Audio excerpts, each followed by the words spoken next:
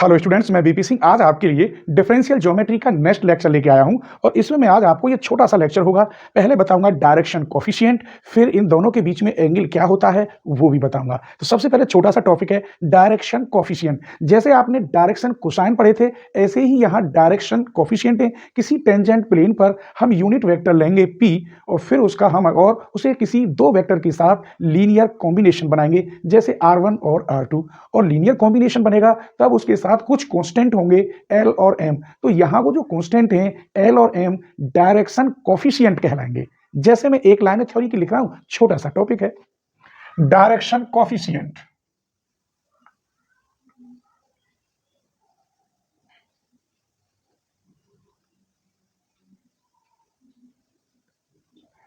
Direction coefficient, the direction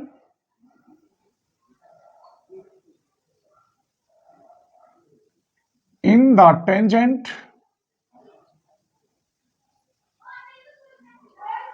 plane। Tangent plane और काय पर किसी एक पॉइंट पर मैंने कह दिया एट P पर। अब इस P पॉइंट पर मान रहा हूं मैं let E be the component of unit vector in the direction.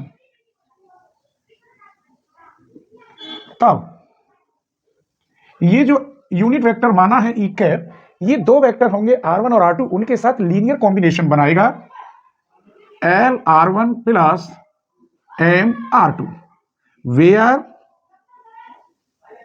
l और m आर कॉल्ड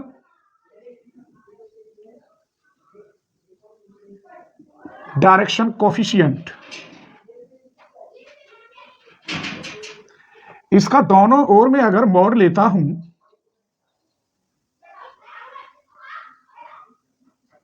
और दोनों ओर का वर्क कर देता हूं तो इसकी वैल्यू 1 होती है, क्योंकि ये यूनिट वेक्टर है, इसका मान 1 होता है।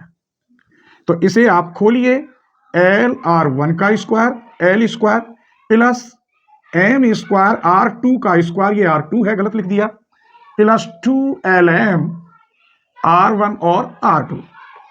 1 इक्वल टू r1 को हम e कहते हैं तो e l स्क्वायर, r2 को हम g कहते हैं g m square, plus 2 r1 dot r2 को हम f कहते हैं l m। तो ये रिलेशन आपको याद रखना है, ये यूज होता है जगह जगह। वेयर ये आपने पढ़ ही लिया होगा, E क्या होता है r1 का स्क्वायर, F क्या होता है r1 डॉट r2 और G होता है r2 का स्क्वायर। तो कुछ भी नहीं था, जो एलिमेंट डायरेक्शन रेशो में जो डायरेक्शन कोसाइन होते थे एलिमेंट, वही यहां कोफिशिएंट कहलाते हैं। तो उम्मीद करता हूं ये छोटी सी लाइन आपको आज जरूर पसंद आई होगी। इससे सिर्फ हमें यह मिलता है कि E L square plus G M square plus 2fm L की वैल्यू क्या होती है, 1 होती है। कभी भूलेंगे तो नहीं। चलिए अब हम आपको बता रहे हैं एंगल डायरेक्शन के बीच में एंगल, जैसे हम वहां पढ़ते थे cos थीटा की वैल्यू और sin थीटा की वैल्यू कैसे निकालते थे, वहां भी यूनिट वेक्टर थे और यहां भी मैं E एंड E डैश दो यूनिट वेक्टर लूंगा। तो चलिए देखते हैं। तो मैं इस आर्टिकल का नाम दे देता हूं, आर्टिकल लिख रहा हूं to find the angle between two direction on a surface. चलिए इस आर्टिकल को प्रूफ करते हैं, ये भी छोटा सा ही है। मान लीजिए लेट एल एम और L dash M dash be two direction coefficient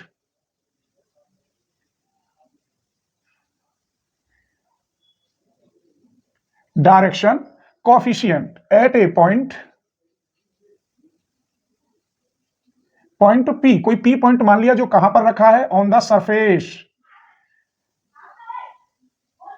on the surface. तो वो कौन कौन से लेंगे, लेट E और E dash be unit vector,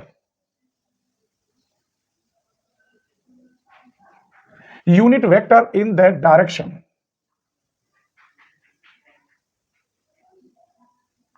in the direction में। तब E इक्वल होगा L R one plus M R two, linear combination same, और ई डैश होगा L dash R one plus M dash R two. ये cap तो है ही, अगर मैं नहीं भी लगाता हूं तो ई यूनिट वेक्टर है। जब दो यूनिट वेक्टर दे रखे हैं और उनके बीच में एंगल थीटा हो तो क्या होता है, ये पढ़ चुके, मैं दोबारा लिख रहा हूं। मान लीजिए let theta be the angle between them, तब कॉस थीटा इक्वल क्या होता है, ई डॉट ई डैश, यहां कैप होते ही हैं, अपॉन यूनिट मॉड के अंदर आपने पढ़ा होगा cos theta equal A dot B upon mod A mod B. इनका मान एक होगा, नीचे वाले का क्या होगा, 1 इंटू 1 1।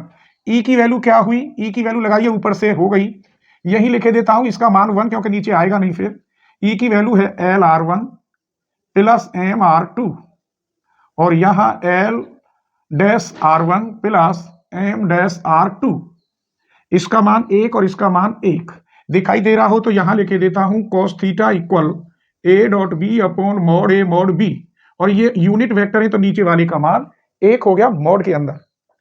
तो इसकी गुणा करेंगे इसमें तो ये हो जाएगा L L dash R one का स्क्वायर, इसकी इसके साथ करेंगे L M dash R one R two, इस वाले की इसमें करेंगे M L dash R two R one, और यहां M M dash R two का स्क्वायर। इसे तो हम ई कहते हैं तो लिख सकते हैं ई एल एल डैश, इसमें से R one R two common, तो L M dash plus M L dash, बाहर आर वन आर टू, इसको हम जी कहते हैं, एम एम डैश, इसे एफ कहते हैं तो एक लाइन यहां बढ़ा देते हैं, L L dash plus F आएगा यहां पर L M dash plus M L dash plus G M M dash. ये आपकी कॉस थीटा की वैल्यू हो गई। आइए अब साइन थीटा में दिखाते हैं, अगर पता हो तो आपको, तो यहां दिखाई दे रहा हो तो साइन थीटा इक्वल ए क्रॉस बी, यहां क्रॉस होता था और मॉड ए इंटू मॉड बी, नीचे का मान फिर भी 1 हो गया क्योंकि यूनिट वेक्टर है तो मॉड के अंदर यूनिट वाले का मान 1 होता है। तो साइन थीटा इक्वल ई क्रॉस ई डैश अपॉन ई, ऐसे लिख दिया, इसका मान 1। यहां ई की वैल्यू लिखिए, ई की वैल्यू ये रही L R one plus M R two cross L dash R one plus M dash R two, इसकी इसके साथ क्रॉस करेंगे तो L L dash R one cross R one 0 हो गया, इसकी इसके साथ करेंगे L M dash R one cross R two, इसकी इसके साथ करेंगे plus M L dash R two cross R one, इसकी इसके साथ करेंगे आर टू ऐसे 0 हो जाएगा, जैसे ये हो गया। देखिए इसे अगर मैं R one cross R two तो यहाँ माइनस का साइन आ जाएगा, तो L M dash minus M L dash, बाहर R one cross R two, दिखाई ना दे इसलिए मैं इसे हम एच एन कहते थे, यहां मोड आ जाएगा क्योंकि मोड ही चलता है। और ये किसकी वैल्यू हुई, साइन थीटा की लगाओ तो sine theta equal L M dash minus M L dash, न दिखाई दे रहा हो इसी को उतार दो, इसकी वैल्यू होती है एच एन। साइन थीटा की वैल्यू है, कॉस थीटा की वैल्यू है, चाहे तो आप टेन थीटा की वैल्यू निकाल सकते हैं, यही साफ कर देता हूं। तो टेन थीटा की वैल्यू होती है sine theta upon cos theta.